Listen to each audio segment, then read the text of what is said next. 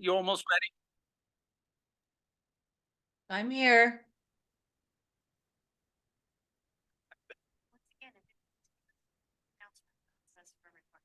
It says we're recording. All right.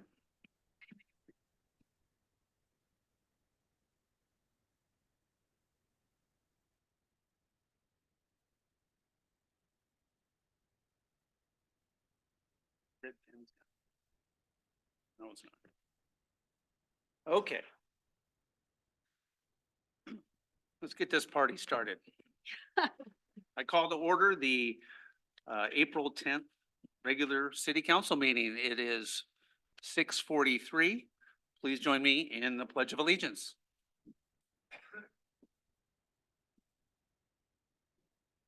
I pledge allegiance to the flag of the United States of America and to the republic for which it stands, one nation, under God, indivisible, with liberty and justice for all. Thank you. Roll call, Rebecca. Mayor Preden, I'm here. Council President Blum, Here. Councilor Letts, Here. Councilor Ross, Present. Councilor Cobb. Here. All right, thank you, everybody. That was a great little meeting we had there with the county commissioners. Next up is the approval of the agenda. I would move approval of the agenda. Second. We have a motion and a second. Any comments or questions about it? All right, all those in favor say aye. Aye. Aye. Any dissension? No, I think I heard everybody, so that's good. Next up is visitor communication. Do we have any, Rebecca? There's one, Cherie Vance. Cherie, come on up. Hi, this is a time for visitor communication. It's not really a back and forth dialogue, so but if you'll get about 3 minutes, if you can tell us who you are, your address, if you live in town, if you live nearby, just for the record, and then Okay. then you can go. So Cherie Vance, 183 East Hood, Suite 300, Sisters, Oregon, 97759. I am here on behalf of the Sisters Business Association. And we are basically just here to say, we are here, we're excited to be with you guys and looking forward to the future. Thanks for the introduction. Okay. Okay, this isn't a question and answer. If you'd like me to continue, I will. Well, mission statement or, overview of what you're doing. Our mission statement is businesses supporting businesses. We want to bring more activity here to downtown local area, as well as other areas and Sisters that maybe don't get all the attention. We include everybody. It's not just specifically downtown. We're really excited about the growth opportunities that we can do, not just within our city, but also working with other small towns and kind of bouncing some ideas off of each other. We've already got quite a few things in the works. Several businesses are interested. We are already on the ground rolling. So really excited about some activities that we're going to probably bring towards the end of the summer, and then also going to do some stuff during the Christmas holiday time.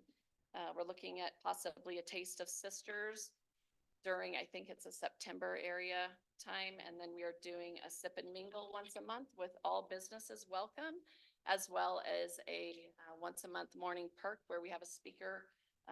Our next one, we're having someone from the rodeo come, and we're trying to do different things throughout the month, throughout the year with different people. We also have, I think we're meeting with Jeff from the fire department to kind of go over code for our buildings, see what we're needing to do. If there's any updates we need to do for our buildings, what are we doing right? What are we doing wrong?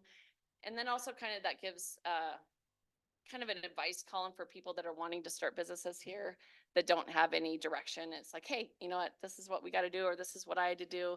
Didn't have any direction. So I think it's really a community of businesses helping each other out. And then, we can't have businesses without community, and, it kind of all goes hand in hand. So yeah, that's what I got. Great. Well, don't forget about us as a partner. We love to partner with different groups, and there's certainly opportunities in the future that I'm sure we'll be able to come together on some stuff. Thank you. We are Be looking sure forward and to it. remember, our downtown has burnt down twice.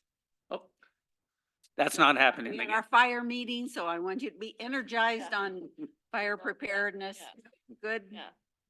We'll So, be partnering with you on that for sure. thank you. We really appreciate it and we're really looking forward to it and looking forward to talking with you guys about some ideas as well and appreciate your support. Great, thank you All for right, coming. Thank you. Thanks for coming. All right, I guess that's it for visitor communication. Is there anybody online on Zoom? Nobody there. Okay, well, we tried. All right, next up is the consent agenda. I move approval of consent agenda. I had a question, but I realized that had an older set of minutes from a meeting we had last fall that needed to be included because they had not been presented and accepted by us. Oh, well, So so it's including some It- older minutes. yep. And so I do move for As consent presented. agenda. Yes, presented. Second. All right, we have a motion and a second. All those in favor, say aye. Aye. Aye. Thank you, Jennifer. All right, on to council business, commercial lease, Sisters Makers. It looks like Carrie Prosser is, Yeah, I was just gonna oh, interject there. Yeah, we, skipped over, we usually don't have these, but we have one right now, because Mhm. this is let's see if I put it in my folder. I think I did. the month that we have Arbor Day. Sorry, I missed it on my, guidelines and motions. All right, here we go. You ready? This is the 2024 Arbor Day proclamation. Whereas in 1872, J. Sterling Morton proposed to the Nebraska Board of Agriculture that a special day be set aside for the planting of trees. Gary. And whereas this holiday called Arbor Day is now observed throughout the nation and the world, as well as in the city of Sisters. And whereas trees are healthy for salmon and steelhead because they reduce the stormwater runoff and lower water temperature when planted near our creeks and rivers. And whereas ponderosa pines and other trees are a critical part of the unique character of Sisters. And whereas the city of Sisters has received Tree City USA status for, check this, 17 17. consecutive years. And whereas in honor of its Tree City USA status, the city will host an Arbor Day tree planting celebration with local Sisters students at Creekside Park to inspire the next generation of stewards. Now therefore, as mayor of the city of Sisters, I, Michael Preeden, hereby declare the 26th day of April, 2024 to be Arbor Day in the city of Sisters. I urge all citizens, and that means all, to celebrate Arbor Day and to protect and plant trees to promote the well-being of this and future generations, dated this 10th day of April, 2024. I like it. Thank you for putting this together. I'm not going to be able to attend on April 26th. So, And I will. okay, we got at least two people going, so you guys have fun. I know staff will be there as well, probably to help celebrate. 10 a.m. at Creekside Park. There you go. Wish Dig a I could hole, do it. Plant a tree. I will be in Klamath Falls for spring LOC conference, so I'm sorry. That's okay. All right, now we're gonna go on to council business. Are we having a little fun up here? Oh, it's not normal, but I will allow. If you keep it brief. We'll need you to get on the record, sorry. If you're gonna do it, let's do it. If you wouldn't mind giving your name and address too, since this is part of the public record, I'm sorry. Okay, I'm Therese Kohler, 1190 Jansen Court in Sisters, and I'm also on the Urban Forestry Board. I just wanted to also mention to everybody here that in addition to the school children planting trees, adults are welcome to come and help plant trees. We're going to plant over 100 trees in the Creekside Park area. And I appreciate Paul and the city stepping up and getting more trees this year. So I hope there will be many adults who show up too. And I believe the time starting is 10:30 on the 26th. okay. Thank you. All right, thank you. All right. Now we're gonna move on to council business. Is this the right time? Just to make sure. Okay, Carrie Prosser. This is so weird, coming to the podium. I'll try not to make it too weird. Hi, Council. As you know, we have had the 291 East Main Street building has been empty for quite some time, about a year.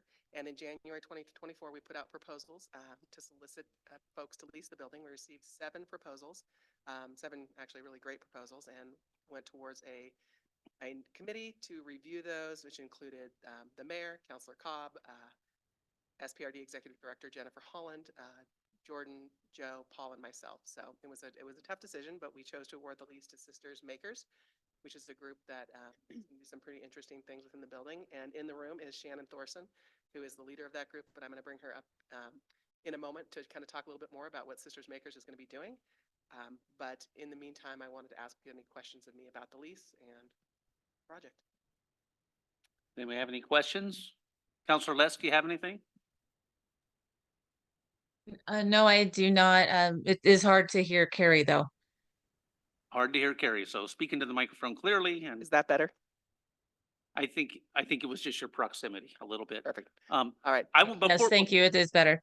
Yeah, before you can come up, but I did want to say that I was on that committee, and I know Councilor Cobb was as well. All of the proposals were good. Many of them were really good, and all of them were viable, for sure.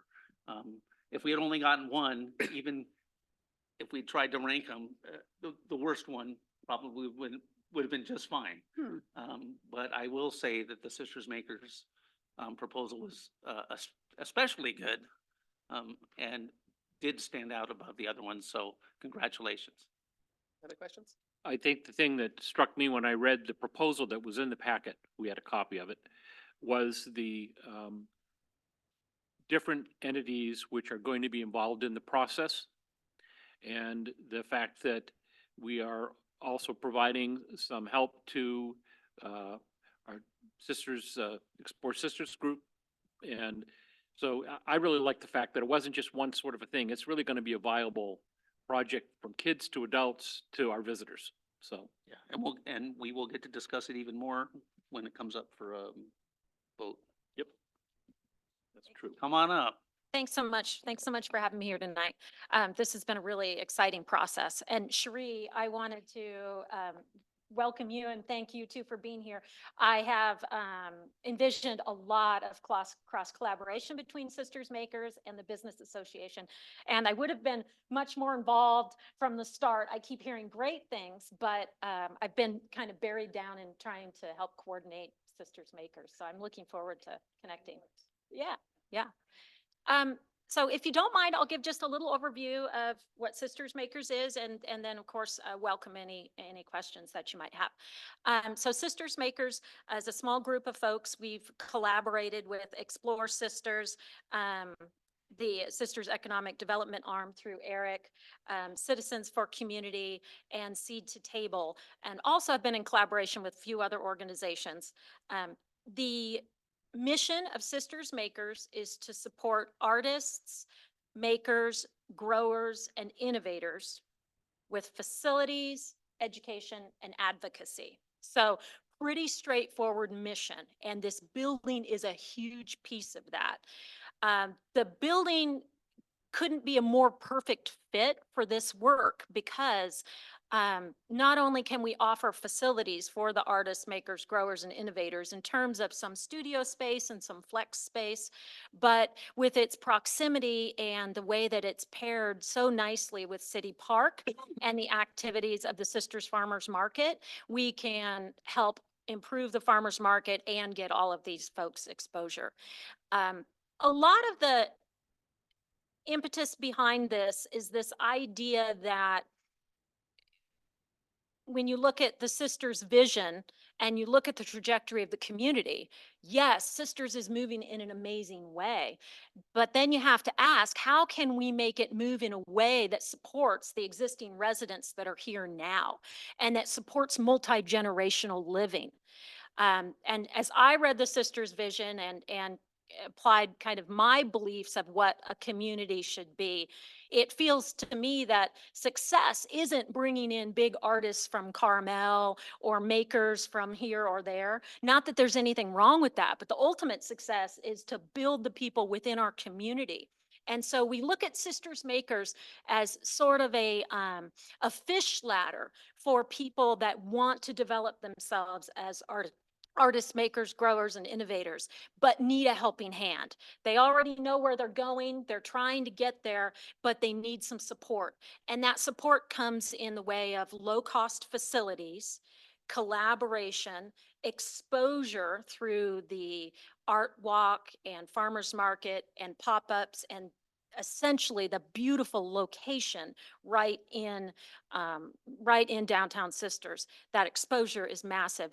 And then the education piece comes through a lot of collaboration and networking pieces, but some formal education will offer on, how do you set up a business? What is basic bookkeeping for business?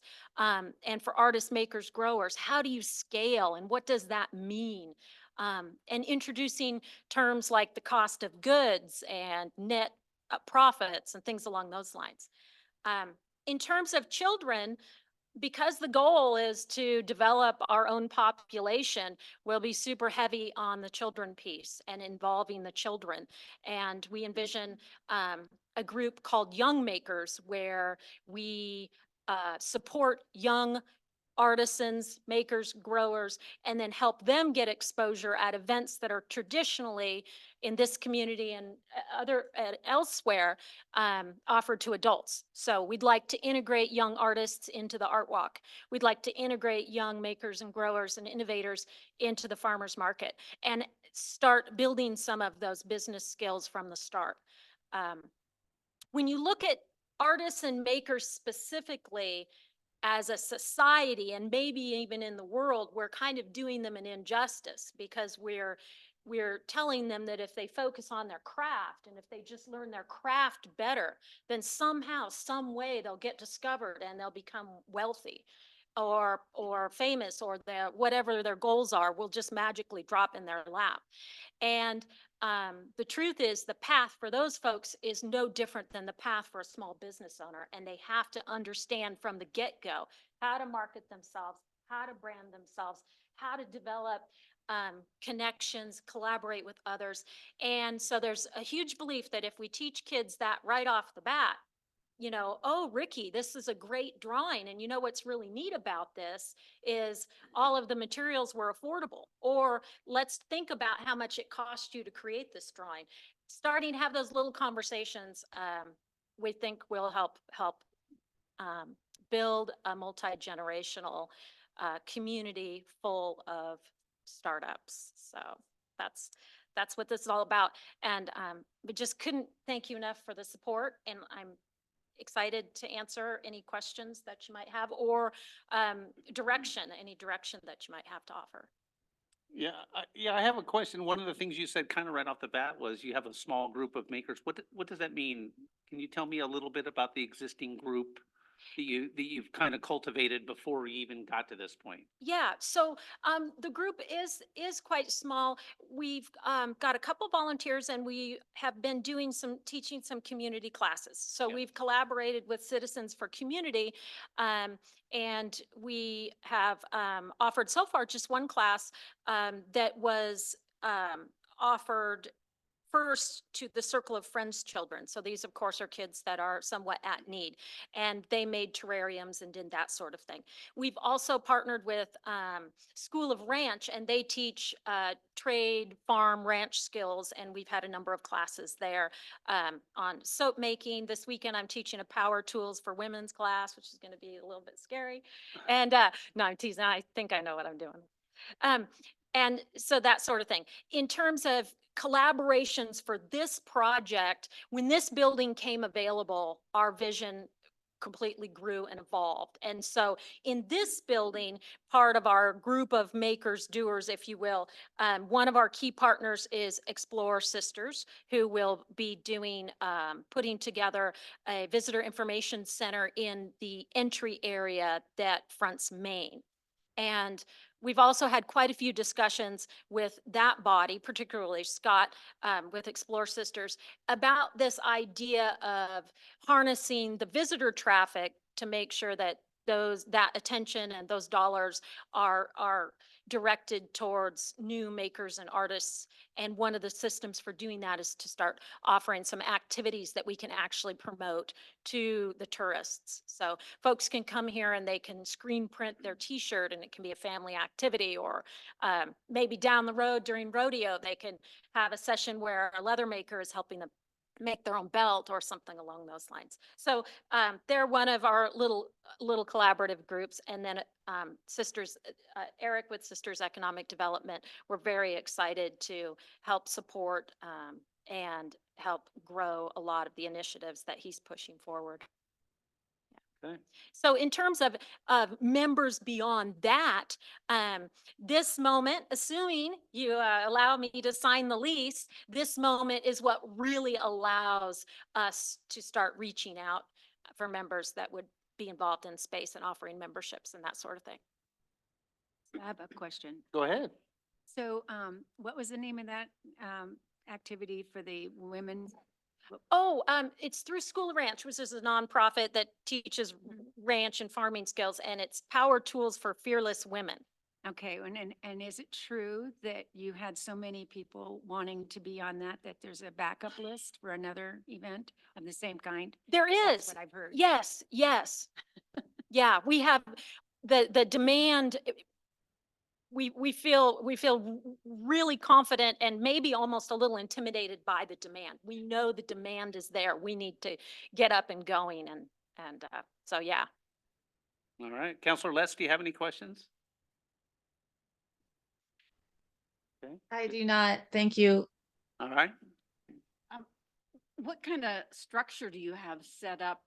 Do you have a board of directors? Do you know, how do you determine who gets space, who doesn't get space, what programs you're going to do? Yeah, How does yeah.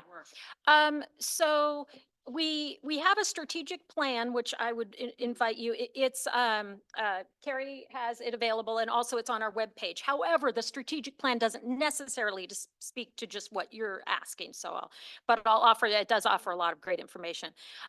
Right now, it's the Sisters Makers is a sole proprietorship. So it's operating under an assumed business name. And we have a number of folks that came together for our strategic planning session from many different organizations that are kind of helping to guide this. We're looking and talking with age-friendly sisters as to whether we might become an official work group of theirs, which means we would be under them for nonprofit status. Right now, as we get up and going, we're kind of feeling out what makes sense. There's a lot of concern with a small group if the amount of oversight and structure required to maintain a nonprofit status, if that's something that's viable right off the bat. So the number one focus is to get up and going.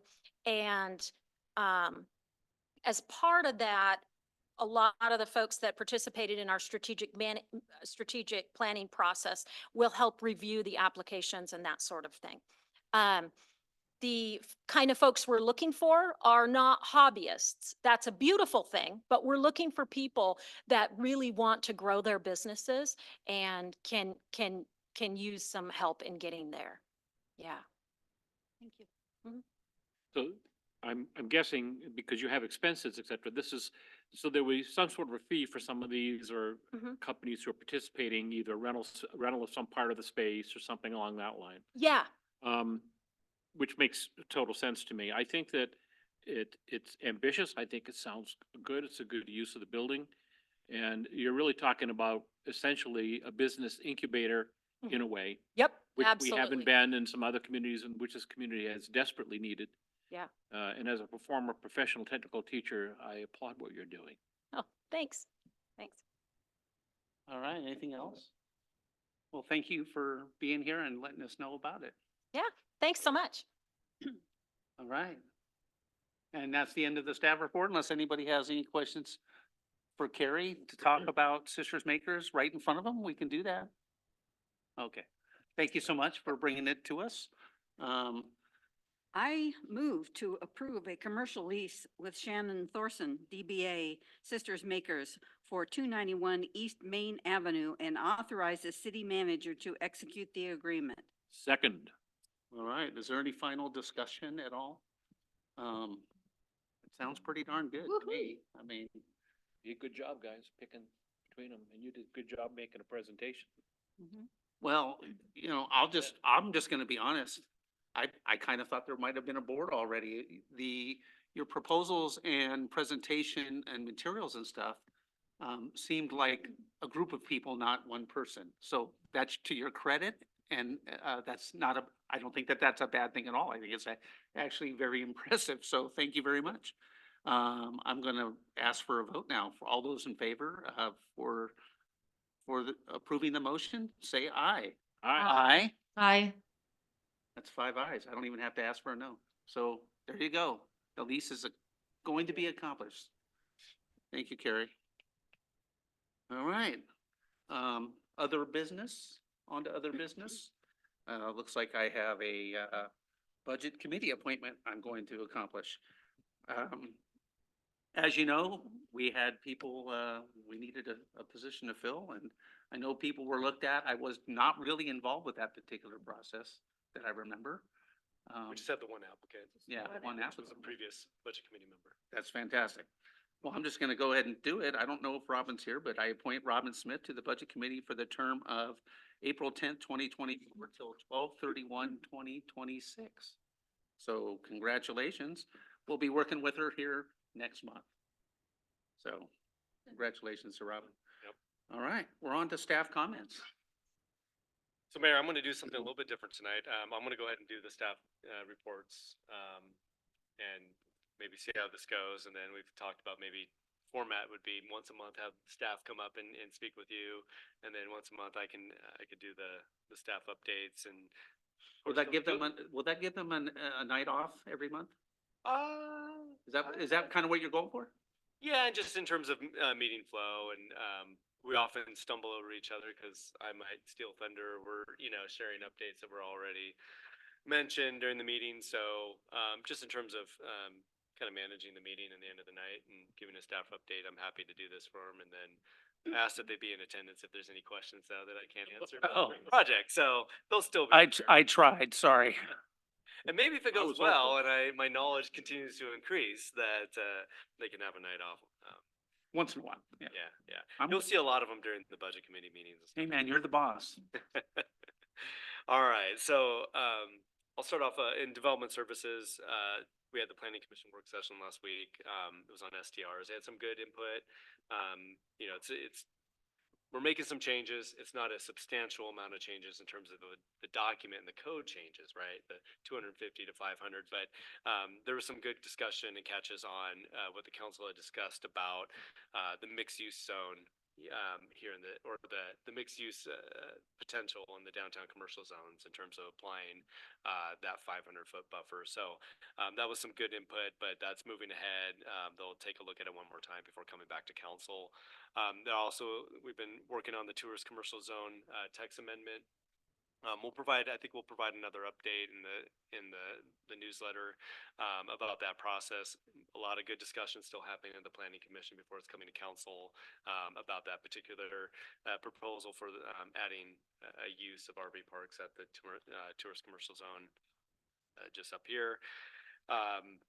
We provided you just heard the whole UGB update with the joint meeting, so I won't rehash that, but I think the kickoff meeting is tomorrow, right, with the consultants. So that's great, getting that moving. We're still working with the community garden folks and on different options. They came to the Parks Board. Councilor Ross might give an update on that.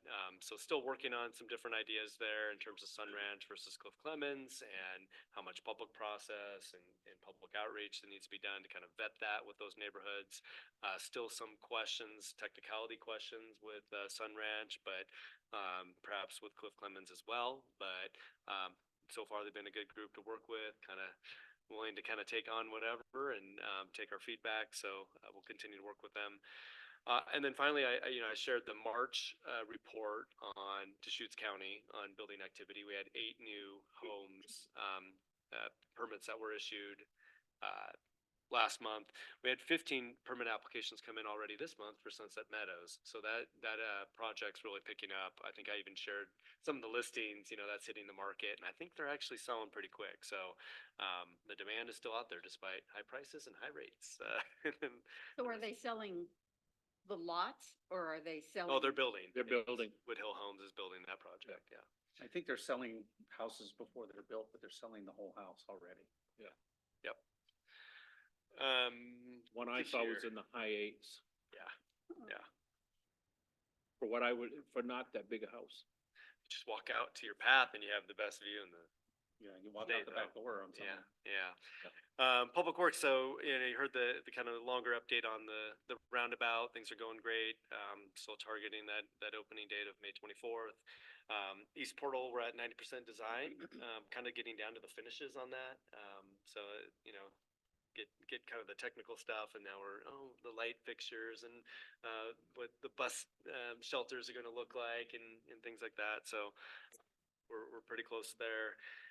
Today we had a one-stop shop, they call them, meetings with, Business Oregon organizes, a variety of different, state funders and also USDA to kind of come together in a room, or virtually in this case, and in the room, to kind of talk about the different loan programs, and what the city may be eligible for, what the different terms are, as we kind of line up how we're going to fund this was in particular the water project. So over the next 5 years, we have 12 million that we're going to have to find a way to borrow, to construct these expensive projects. And we're going to be talking more about this, of course, at the work session on the 24th about, water and wastewater rates. So that was a good meeting. I think we learned some good stuff today, and, we'll continue to explore those different options of what would be the best way to structure funding these projects. Campground is open. Opened on a snowy day, but weather's improving, and maybe this weekend we'll see some more activity. We're continuing to work on the budget development. So a budget committee member appointed tonight, but staff's working on pulling together the numbers and the document, and it's going to be a fun scramble here over the next month to wrap that up and get them out to you and start those meetings. Joe and I met with US Bank, was that last week, about the possible line of credit for the upcoming urban renewal projects. And I think we've shared this a little bit with council through the goal setting process, that one of the options for funding, like the public art, the West Side Pump Station, and the Workforce Housing Grant, would be to get a line of credit with a bank that we could draw funds from, to basically process the renewal funds, the TIF funds, as debt, which we're required to do when we do capital projects with urban renewal. Okay, and then on to administration. Hey, the Citizen Leadership Academy starts on Monday, and so we're excited about that. That's going to be the first of a series of meetings. I think calendar invites have gone out to different counselors about being a part of those meetings, kind of the introduction and different topics. But the first meeting's on Monday. Let's see. Carrie and I met with the board of the executive board of the vision implementation team, kind of talk about the future and kind of managing the VIT. What's the next steps with the Sisters Vision? How do we kind of elevate that a little bit more and have a scope of work with C4C of managing these meetings and kind of doing progress reports and updating the community about the vision work. There's talk too about what are the new strategies and actions that we can kind of put in place and communicate out that are in line with the vision. So that stuff is still going on. I know we don't talk about the vision as often anymore, but there's still a lot of work that happens behind the scenes in talking with the vision.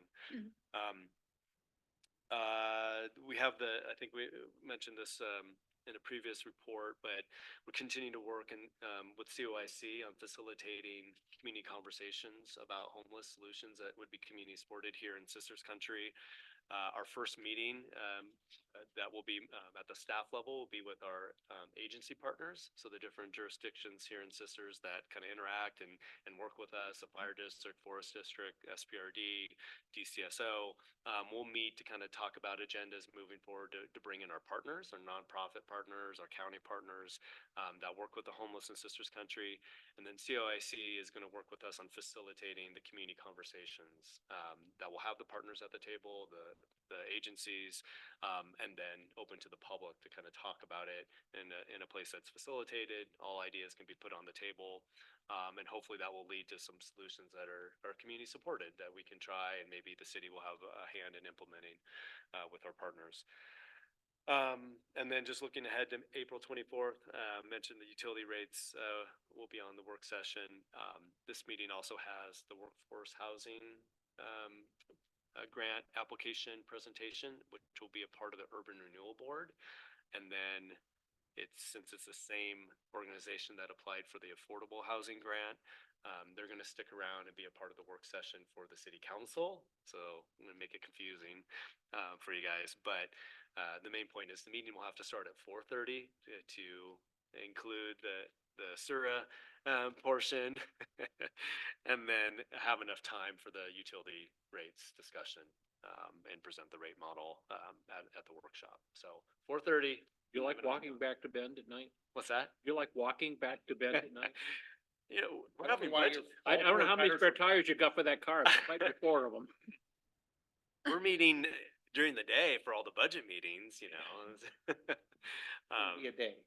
All right, so that's the staff updates. If, like I said, we're here as a resource if any questions about things going on. Lots going on. That was fast.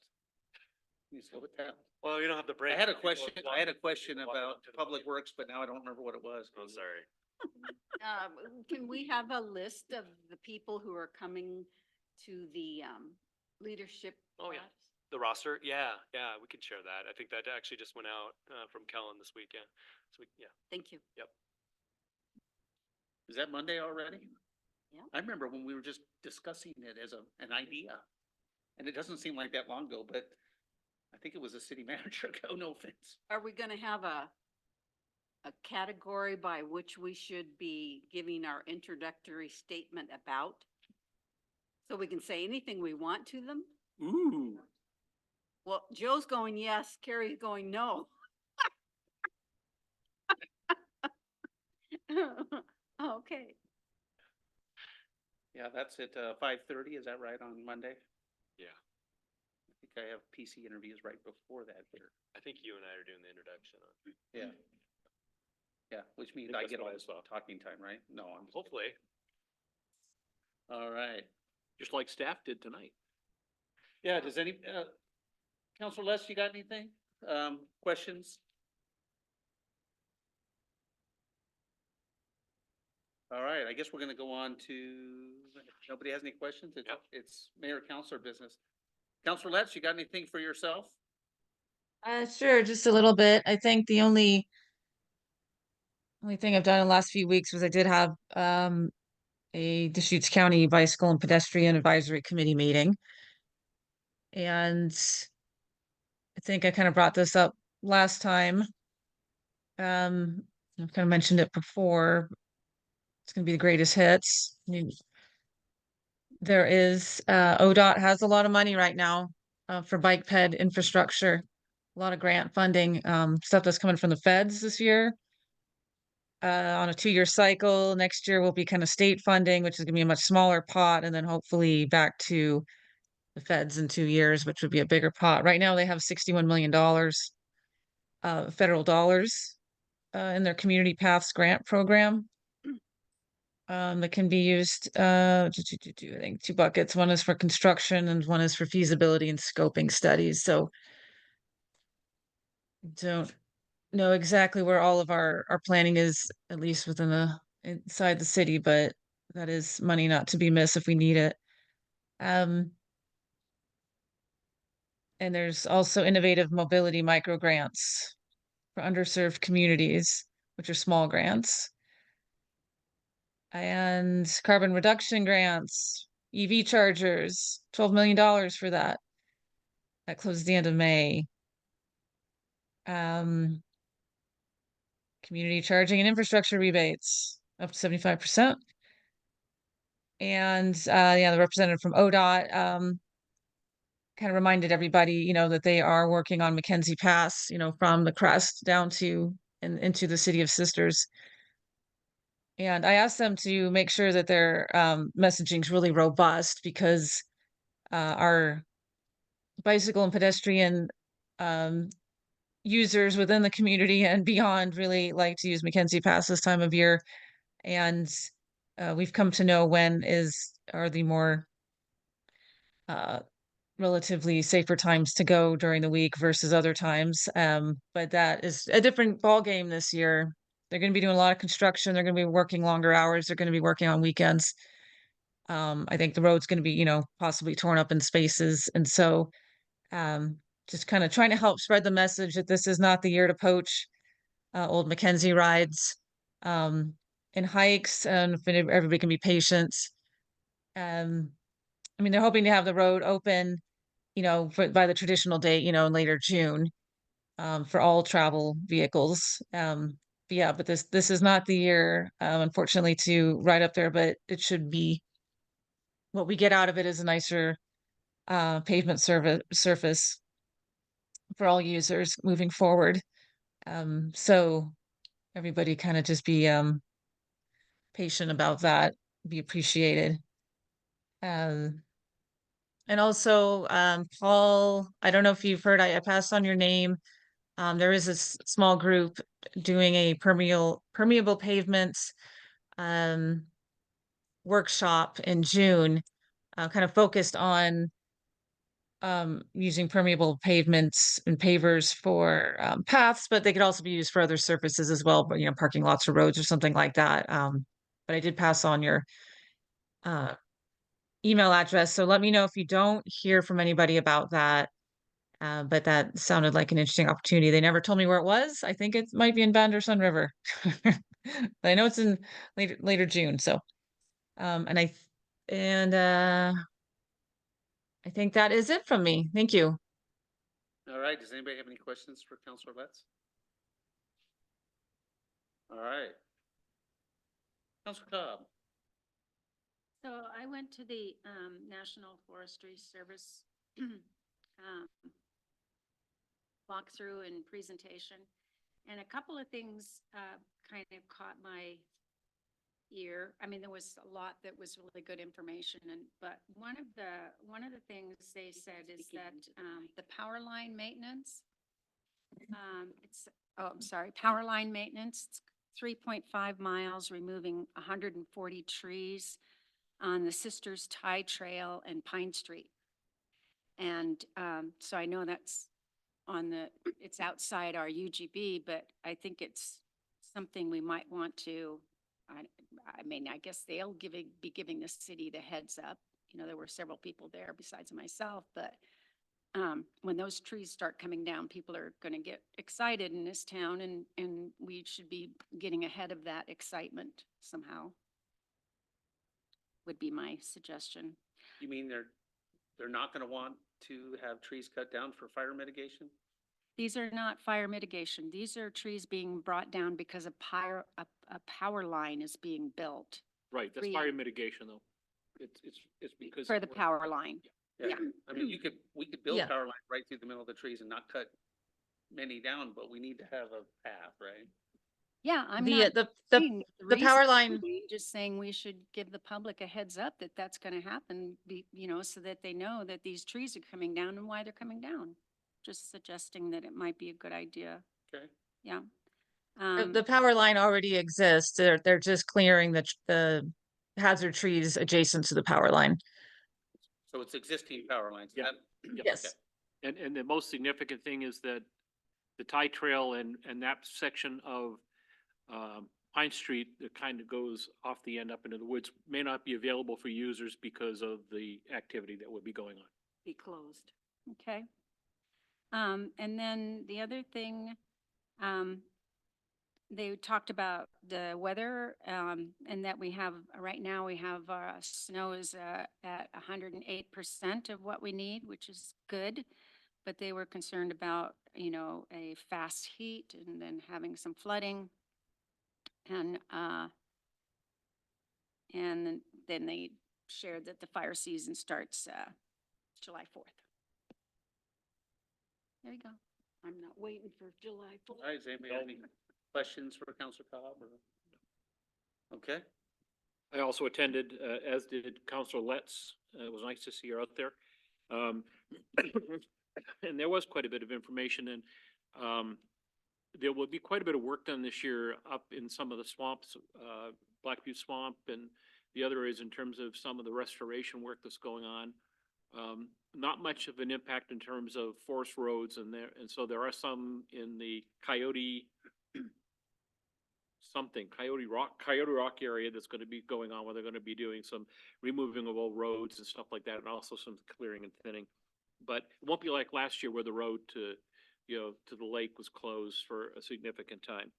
So that was the first piece. I also, for Council List, went to the EDCO meeting. It was interesting that we had two presentations, one last night on power lines and another significant presentation on power lines. That was basically the agenda for the EDCO meeting that I attended. We had the CEOs or representatives of the CEOs of both of our co-ops, the one with it in Redmond and also the one down that services Sun River Midstate, I think is what it's called. I get checks from them every now and then because I used to be a member. And also from, I think we had somebody, did we have someone from Bonneville there too as well? Yeah, BPA, and then from our commercial utility that services the area, which I think is Pacific Power? I can't remember, but they service Bend in that area. And they were talking about some of the things that are going to be happening in the future. A lot of power line upgrades and construction that's going to be happening. One of the issues, you may have seen something in the news recently about a major line being proposed running from the Lakeview area into this part of the world. And what's happening is a lot of these solar farms and wind farms are going in areas like in Eastern Oregon, where there's a lot of sun and a lot of wind, but they don't have transmission capability to handle the kind of power that's being put out. So it's sort of a chicken and an egg issue. So it was interesting and informative. Not a lot of specific stuff to our community in particular, just that, you come away with the impression that our folks at CEC know what they're doing and they're relatively competent, and I think they're a good agency to work with. And so that was kind of the gist of that discussion. Did I miss anything here? No. And then I got my shill here who can help me see. Shill. Who's the shill? Who's the lackey? There you go. The Urban Forestry Board met this week, and the thing that they are focusing on right now and working with, aside from we're also trying to hire our forester, is looking at a heritage tree nomination form. There's been a lot of discussion about that, and there's a lot of interest in it. And this would be not only to utilize trees in the city that are heritage trees, but there would be an opportunity for individuals on private property to nominate a tree on their property as a heritage tree. There are conditions that would have to be met, and we vetted the first iteration of the form, I think is what I would say. There are other steps to happen before anything would occur, especially on private property, because you're talking about some sort of a lien, or not a lien, but a designation that has to go through the county of a restriction on what could or could not be done with that tree. And the actual term evades me because I'm not very smart, but it would be a process. So among the things to discuss is what are the costs, who pays the costs, and those sorts of things, because it has to be registered like any kind of a deed restriction with the county. So that if someone goes to buy a piece of property that has a restricted tree on it, a heritage tree that the previous owner wanted designated, that would be something that would be disclosed in the title report. Maybe we can get the county to, hey, we're preserving trees here. Maybe you can do us for $0. Who knows? But and one of the things we discussed is some of our most significant trees in this community are on private property. So there's there's some interest on the parts of the community, including an individual sitting at the table, in moving this process forward. And these wouldn't just be ponderosa, they would be some of our other tree species that might be significant as well. So more on that. Council goal. More, yes, it is. So Right. more on that, and so the form has kind of come through and we've been Yeah. working on that. Great. And the last piece was mentioned in the report from the city manager is a lot of discussion about the community garden. They are prepared, they've got, someone who knows how to do some technical drawings, so we get lots of technical drawings about what things would look like. Certainly both properties present a challenge, and Sun Ranch, we having a lot of discussions about the well and really how much of that property can we utilize because of the restrictions on the well, the 100-foot restrictions, and also the fact, I think Paul mentioned that the state isn't overly thrilled about us playing in that arena either. So that raises some issues, and Clemens is another area that they've brought up. So that's gonna require some discussion about how much of the park do we lose, if we wanna lose it, what are the uses? There's a lot of things to figure out here yet. I think from a perspective of the group, they say, well, we'll take either one, but I think they would prefer Clemens. The Parks Advisory Board was split 4-3. 4 not to put it at Clemens, and 3 to put it at Clemens. So it's pretty much, there's a lot more discussion to happen. And that will come to us at some point. We're gonna have a workshop on it at some point, I believe. And this will be something that will come before us. Lots more things to figure out. I think that, and one of the things is they are gonna have to do a lot of canvassing of the neighborhood, both neighborhoods in particular, to see what the reaction of the adjoining landowners would be, homeowners. We're talking about putting something that's not a city project on a piece of city property. And so that requires, I think, a lot of due diligence on the part of staff and on the part of this particular group. Yeah, and maybe I'll just float a little idea at you. This UGB process is gonna identify that we need, we already know we need Yep. 15 acres or whatever of additional parkland.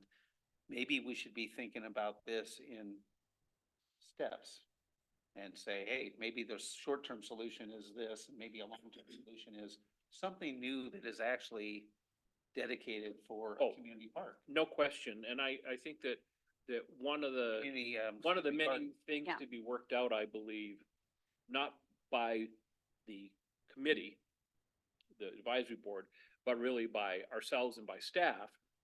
And when I say staff, I'm kind of looking at Paul, but it's not just Paul, is, if we let it happen on a piece of our property, how long will it be for? How do we sunset that if we have a better place to put it?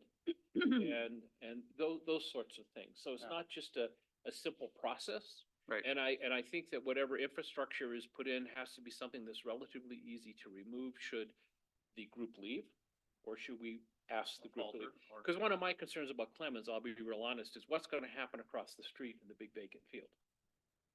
And if that becomes a housing complex and it happens to be a high-density MFR housing complex with a lot of apartments, where will the young kids that live in there play? With Clemens. So that's something to look at, but there are reasons why it makes sense for us to reduce our turf footprint. That's one of the ways we can reduce our turf footprint. So it's lots of questions, no answers, more to come. Good discussion though. Yeah. Any questions for Counselor Ross? I had one, but I forgot it. Oh, no. You talk too long. No. Yeah. That's right. That's it. You go on to another topic and my mind goes to the other. topic. Hey, same happens to me. Ah, okay, The Public Works Advisory Committee just got a look at our pavement schedule for our streets and the overall condition of all of our roads within the city. And they were pleasantly surprised at the level of the existing, the high level of existing pavement Quality. that we do have. And, I remember, it's color coded. I don't know if you remember it, and if you have the reds and yellows, it's not so good. If it's greens and blacks, it's good and whatever. I mean, we've just gotten rid of all the reds and yellows. And it's all very, very good for a community our size. It's amazing, really, and everybody was very, very pleased with it. So I think we can be proud of that. On another note, I did receive today, the students in Deschutes County ages 0 through 18 who were identified as houseless since the beginning of the school year. And it breaks out by city. And so these are not exactly the same standards of who is considered houseless that the HUD uses. Mhm. These are also are kids who may be double bunking or with friends, or so they're not necessarily kids who are on the street, but they are, for this particular study, they are considered. And it's McKinney-Vento Homeless Liaisons that works with the school districts that gets these statistics. So Sisters last year, K through 12 had 22 students. This year there's 26. It doesn't give anything past that or previous to that. So I don't know that this is a trend. When you say or- this year, what is their reporting year? There it's, let's see, it actually, dun. Historically. The school year started Okay. Yeah. Okay. with this year's school year and last year's school year. So of those, there was only 2 that were unaccompanied. So by an adult. So they're not familyless, Yeah. which is good, I'm but pretty sure FAN keeps numbers. you're right. too. And I remember FAN's numbers from years ago. This is pre-COVID. The last one I remember hearing was in the 30s. And, those are the couch surfers, included a lot of people living with other families because their parents said, you're on your own. Yeah, get out of my house. Mhm. the- Yep. Yeah, so I'm not surprised by that, but, it'd be nicer if it was closer to 0 than 26 or. If it makes you feel any better, Lapine had 72. Redmond had 213 and Bend had 369. Do they I give wish you, that made me feel better, but it doesn't. do they give you numbers by age group, or is it just the? This is the K through aggregate? 12. Yeah, that's what they do as an aggregate. Yeah, they don't Yeah. tell you how many are elementary age versus. Oh, no, they actually do. Yeah. So is the 10 majority high school? No, Interesting. 10 are K through 5. That's the largest That's a group, lot. little kids. That's the worst time to be in that situation. 6th through 8th grade, 7, 9 through 12, only 5. Yeah, that's, That's not couch surfing. no, when they're young. So they may have And it's- missed some of those. And those are the youth that need the services the most in that particular age group, from my work as educator. I mean, that you lose a year, or you lose a month, or you lose a week, and it can take a long time to make it up. Yeah, It's 'cause they're not typically going to they've been graduate. below grade level and have difficulties when they get into the upper grades. Yep. That's Anyway. unfortunate. That's not, That's why I asked the question. I was curious. Yeah. I've worked with McKinney-Vento in the past, over in the valley, so. okay. That's My it. turn. Mhm. Any questions for Council President Blum? Okay. Let's see. I'm deeply involved with OMA, which is Oregon Mayors Association. I'm on the event planning committee. I'm also on an award committee. One of the things I'm going to be doing, and thank you, Scott, for helping me out, I'm actually tasked with giving a presentation on how mayors deal with UGB expansion. I figured since I'm going through it, they were looking for volunteers for some of the breakout sessions, so I will be doing a breakout session this summer at the OMA conference in Klamath Falls in July. I think it's the 18th through the 20th. And Scott helped me out with a little bit of an outline, so I don't look stupid. He's the one that has been doing most of the work anyway, so thank you for that. I appreciate staff when they help make the mayor look good and make Sisters look good also.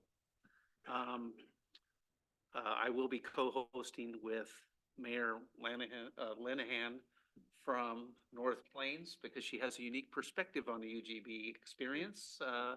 And I think it's gonna be super helpful for the new mayors that go to the OMA conference this year. The biggest part of the OMA conference is, and going to it is, as a new mayor, trying to figure out, how do you do this? What's the best way? What do I need to learn? And so that's one of the things that I'm gonna do at the OMA conference this particular summer, is to have that 1 hour breakout session and just help teach new mayors of small towns that don't have staff. Super important. And honestly, OMA really helped me out my first couple years because I was just like, what? What am I doing here? And so this is my way of giving back a little bit. And again, thanks Scott for doing that. And thanks Jordan for letting the staff do small things like that. Hugely helpful.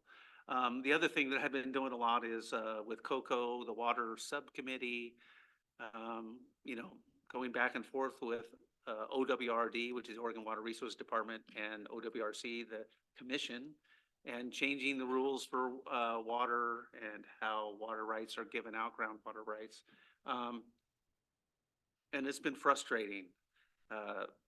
OWRC staff were in Bend last week. I testified for our city about it and the frustrating things about their rules. Mayor Ed Fitch from Redmond also testified. We had Mike Bittner from Bend, their water department. He testified for Bend. And Doug Riggs, the lobbyist for COCO, testified for COCO. And even Commissioner Phil Chang testified for the Deschutes County in general. And the message was pretty clear all across the board is, hello, state. We are the Deschutes Basin. We've been working on this for 25 years, doing it the way based on our aquifer and not based on someone else's aquifer outside like the state wants us to do now. And so we're going to keep working on that until the rules are equitable for our area, or until we decide that we have to go through the legislature and reaffirm our position that the best thing for the upper Deschutes and middle Deschutes basins are for the people of the basin to collectively run the mitigation program instead of just letting it fall apart. After 25 years of work, white papers, and frankly, confirmation from the legislation and OWRD in the past of confirming that we know what we're doing. We're not wasting water. We're actually putting water in stream. One of the things that's happened in the last 20 years is through the water mitigation program, there's 4 times more water in the Deschutes than there was 20 years ago. White's Creek is another great example. A lot of that has to do with just our city, but it also has to do with the mitigation program and the water credits that some we put in stream, some we pull out of the ground. Paul's been doing it for 20 years. He knows what he's doing. White's Creek back in the 1980s and 90s was dry most of the time, except for those huge springs when they just had to get water out of there so it didn't flood the town, So we know what we're doing, and I'm going to keep fighting for our region for that. It's actually the hardest thing that I'm doing as mayor, and it takes more time than people realize, but it's important, and I'm going to keep doing it because it has to be done. So other than that, I'm just having a lot of fun being mayor, and I threw out the first pitch at the Little League opening ceremonies on Saturday. Did you hit anybody? I didn't hit the catcher with the baseball. I hit the ground in front of home plate, bounced it up, got a little bit of a jeer, started walking off the mound. Until a girl came out of the other dugout with a softball, a bright green softball, huge thing, and had me do that. And she got down, put her glove out. I went back to the mound and I nailed her glove. She didn't have to move. So I got a good cheer for that. So apparently I should have been a softball player, not a baseball player. Super fun. I love doing that kind of thing. I think it's the fun part about being mayor, is just doing little things like that. Our Little League is super impressive. On 2 fields, they do 12, 14 teams of juniors in the junior leagues, which is the 7 to 10, and then the 10 to 14. They fit them all on those 2 fields over there, and it's just kind of amazing. there was at least 250 people there. It's in the paper this week, not a picture of me, picture of kids, which is better. So I'm glad Yeah. about that, right? We appreciate Yeah, kids. Other than that, we'll just keep on keeping on. Any questions? Anything we need to be doing? I think we're good. Okay, let's go home. Hey. Are there checks to sign at all? We're good. Good. I have a proclamation that I signed. All right.